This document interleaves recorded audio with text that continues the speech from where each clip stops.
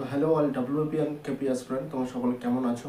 তো আজকে আমি পিএসসি ক্লার্কশিপের যে এক্সাম ছিল সেই কোন কোন টপিক থেকে প্রশ্ন এসেছিল সেই টপিকগুলো নিয়ে আলোচনা করব।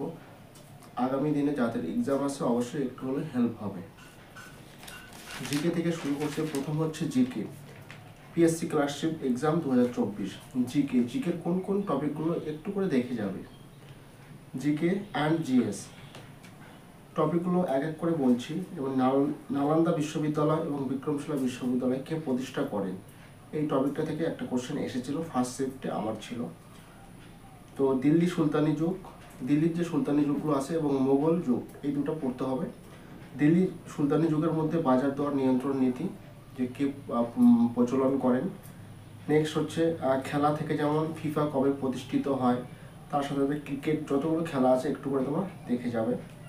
বিভিন্ন হ্রদ, বিভিন্ন রাজ্যের রামসার সাইট, বিভিন্ন রাজ্যের জাতীয় উদ্যান এবং বাদ্যযন্ত্রের সাথে যুক্ত বিভিন্ন ব্যক্তি, বিশ্বের বিভিন্ন দেশের মুদ্রা, বিভিন্ন দেশের রাজধানী যেরকম বলতে পারো যে রাশিয়ার মুদ্রা কি বা আর্জেন্টিনার মুদ্রার নাম কি।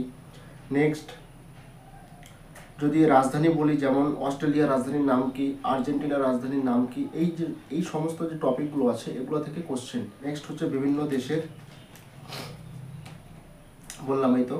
আর কারেন্ট অ্যাফেয়ার্স যে কোশ্চেনগুলো এসেছিল সেগুলো একটু ইউনিক টাইপের, অর্থাৎ আনকমন। তবু তোমরা দেখে যাবে কারেন্ট অ্যাফেয়ার্স 2024-এ কে ভারতরত্ন যে বিভিন্ন পুরস্কারগুলো হয় সেগুলো থেকে দেওয়ার খুব একটা চান্স থাকতে পারে। নেক্সট ম্যাথ অ্যান্ড ইংলিশ, ম্যাথের কয়েকটা টপিক ভালো করে দেখে যাবে। লসাগু অ্যান্ড গসাগু, শতকরা বা পার্সেন্টেজ, মিশ্রণ, অংশীদারি কারবার বা পার্টনারশিপ, সরল সুদ, সময় সংক্রান্ত অর্থাৎ টেন্স সংক্রান্ত সময় কার্য থেকে যেমন 4 জন পুরুষ বা 2 জন মহিলা যে কতদিনে কাজগুলো করতে পারে সেই টপিকটা থেকে, সময় কার্য থেকে। তারপর গড়ের 2 থেকে 3টা কোশ্চেন এসেছিল ফার্স্ট শিফটের মধ্যে তো এই যে অধ্যায়গুলো বললাম এগুলো ভালো করে দেখে যাও। নেক্সট ইংলিশ, তো ইংলিশের মোটামুটি ইডিয়ম থেকে কোশ্চেন আসতে পারে।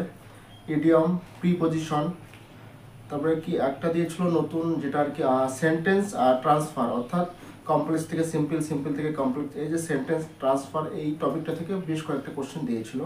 নেক্সট ভয়েস চেঞ্জ, তারপরে সব থেকে বেশি যেটা দিয়েছিল 5 থেকে 6টা হবে মনে হয়, ফ্রেজাল ভার্ব বা গ্রুপ ভার্ব যেটা তারপরে সিনোনিম অ্যান্টোনিম।